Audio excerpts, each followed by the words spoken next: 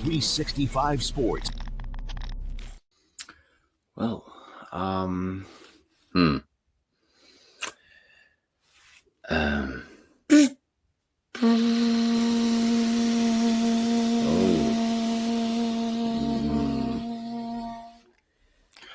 that's been our season. Past 5 weeks, we are 1-4, and we lost our quarterback. Torn Achilles. It's not looking too great. It's not looking too great at all. No. See, I did say that we shouldn't pay too much attention because if they win, like there was going to be much rejoicing because they had broken the losing streak. If they lost, well, it was expected because of the losing streak, but this was not expected. No. Something in the fibula, maybe, but complete other leg. Almost like he was compensating. Yep. I'm Kevin. This is Liam. We're the unstable, very unstable Blues right now. Happy to present 365 Indiana Sports as part of the 365 Sports Network. Yeah. Welcome back in. What a game this was. A lot of ups and downs towards the beginning. Hopeful. I kind of got the Daniel Jones injury spoiled for me, but we'll kind of take you through as we go all in. Yes. You can follow us on TikTok and Instagram at 365 Indiana Sports. And don't forget to like and subscribe on YouTube or wherever you get your podcasts. We usually start with injuries. I don't even know. Daniel Jones, I believe Ryman didn't play the rest of the game either. Lamons came up limping. Yep. A lot of injuries. Talked to my mom about the Daniel Jones injuries. She's like, yeah, it's all the fields, all the shoes and everything. She's like, whenever she was playing professional sports, wasn't a problem for her. Interesting. They're talking about how they should go back to normal grass, even though Jacksonville is normal grass. But with all the rain and blah, blah, blah. I get it. There were a lot of weird balls thrown, short, over the top, different, out of place. Like there was one that Riley Leonard threw that we were like, I'm not sure who that was to. Yeah. It was just that bad and that off. Yeah. Guess talk about the narrative now. Sure. We don't necessarily have a narrative, just kind of. It was what it was. Yep. I mean, the Colts got an interception to start with. Yeah. But that didn't really do anything. No. So they got a quick 3-and-out to start the game. Then Daniel Jones threw an interception on their very first play for the Colts. Then they touchdown. Still not the end of the world. Right. Went down, scored a touchdown. 7-7. Yep. Jacksonville came back. Touchdown. 14-7. Couple punts back and forth. Then JT fumbled the ball.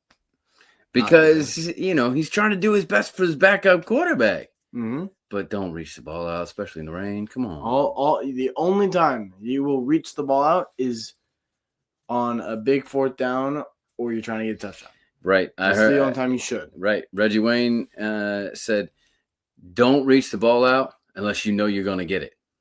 Yep. Right? Unless you know you're going to get it. If you don't know that, then don't put it out there. Mm-hmm. And then let's see. They scored a touchdown off that. Field goal for the Colts. Fumble for the Jaguars, but then Colts turn it over on downs. Yep. Touchdown for the Jaguars right before half. Yep. Just kneeled it into half. Makes sense. Come out of the half with a field goal. Okay, maybe. Yeah. The Colts won the coin toss in a unique thing this season. They elected to defer. So they had the chance. Yeah. Got a field goal and then 3-and-out. Yeah. And then a punt. And then the fourth quarter. Field goal for the Jaguars and another turnover picked off. It was pretty much over at that point. Even though Jacksonville did turn it over on downs, that was a pretty big deal. On the very next play, it was a safety. And this brings up another part that has been plaguing the Colts, and that is the other team on the field.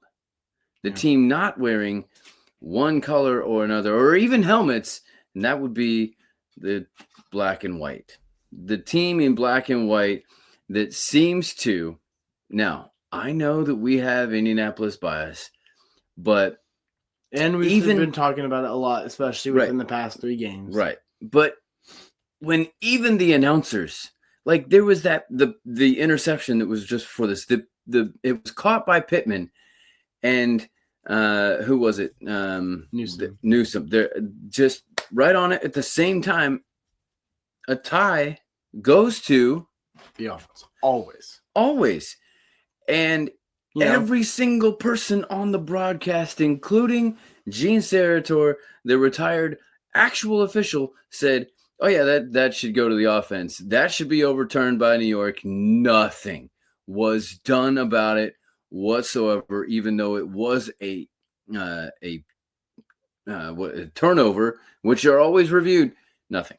And at this point in the game, it's 13-28. It's 2-possession game. It's still within striking range, right, for the Colts. Yep. Riley looked to be, settling down a little bit. Yep.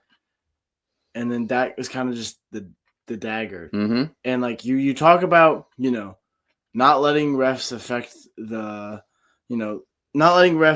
game and stuff like that. But whenever you have something like that, you got momentum going on your side, and then you throw a pass, maybe a questionable pass. Yep. And then you throw a pass. It should be a completion for almost a first down, turns into a interception that should not be an interception at all. Right. You talk about officials and all that. This game was bad. I saw something that was the offensive pass interference on Pittman was outrageous. Oh, yeah. Barely any touching. Whenever he did touch, the arm was fully extended already, so there's already that much space. Yeah. And contact wasn't even initiated by him. And it wouldn't have made the defender be able to get to Defender was right there anyway. Perfect ball. Yep. Riley Leonard put it exactly where it needed to be. Yep. Couldn't do much else about it. The safety I get. The safety was still safety. Yeah. I understand. It was just kind of the last straw in all of the calls. Yeah, and there was one you talk I saw someone say you call this offensive pass interference, but you don't call this. It was on the Tim Patrick touchdown. Yeah. Actually. Right. Tim Patrick just passed 5 yards, by the way, which anything within 5 yards is completely fine. Behind the line of scrimmage is fair game, as we saw in the Indiana game. Yep. But Tim Patrick went and just shoved. Yeah. Shoved. I forget who was 29. I think it was Mekhi. Yeah, Mekhi Blackman, who has been performing pretty well. Yep. And then got way open because of that. Yeah. And that resulted in a touchdown. Yes. Congratulations, though, to Riley Leonard. The last touchdown was scored by him on a scramble, and that was after a 16-yard pass to Pierce and a 12-yard to Josh Downs that put together a nice drive to end it.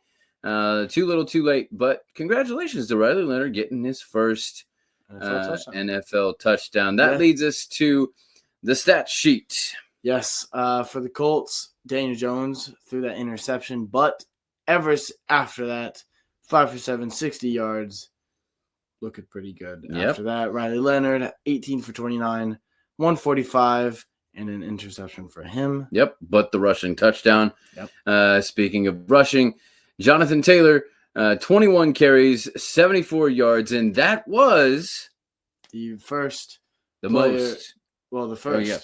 player this season to rush for over 70 yards against Jacksonville. And you had the touchdown from him as well. Normally, if he gets at least one touchdown, they win. Yeah. Not happened today. Wonder why. Interesting. Alec Pierce had 80 yards on 5 catches. Pretty solid day for him. Don't know if we're necessarily allowed to say this, but go White Boys. Indiana White Boys. Indiana White receivers specifically. Who go deep. Yeah. Yeah, exactly. Go Becker, go Pierce, MPJ, 9 receptions, 79 yards. Yeah. Good for him. And Josh Downs, a solid 23 on 4 catches for him. As far as the defensive side of the ball, Zaire Franklin, 7 tackles, JT Tuimoloau with 6, and Pratt with 6 as well. Yep, had Grove force that fumble as well, which Pratt picked up. Yep, 0 sacks, though, so that's not great. Plenty of pressure, but Jennifer Lawrence was able to get it out in a hurry there. Yep, so very, very elusive whether he looks it or not. Yes.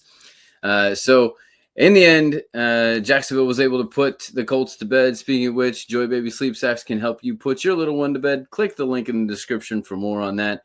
So what are your intangibles about this game, more than just the stats? I mean, the refs were a big factor. I already kind of talked about that, though. I think, honestly, the Colts do better if both sides of the ball are on the field for an even amount of time. I think the biggest intangible is, there's regardless of the penalties, I think the biggest intangible is Daniel Jones going down. Not many times are you going to hear me talk about an injury being an intangible. The 2 times I will talk about it are because I don't talk fever basketball. Yeah. But the 2 times that I have talked about it are the 2 Achilles tears for Indiana. Something seems to be going on for Indiana sports. Let's just knock on wood, wherever wood is. Hopefully IU does not have any of that and they can make a push. Yep, that's true. That is my saving grace of Indiana sports right now. Yep. I'm gonna say it had to be the rain, the weather, because and that's just it affected both sides evenly. 100%. I would say. Yeah. Sloppy game, and then I will say the balance of attack for Jacksonville, over 100 yards rushing. Over 200 passing. And if you do that on a consistent basis, that's probably going to win you the game. Not to mention that the fact that you won the turnover battle 3-1. So, and that's always a key for mine going into the game. All right. 100%. So, what then was the Mayflower move of the game for you? The one that, was kind of the goal set up for it. Speaking of which, open goal rebounder and goal setup is perfect for your backyard. Click the link in the description for more. Your Mayflower move. As much as I want to say Daniel Jones, it was so early on that I can't.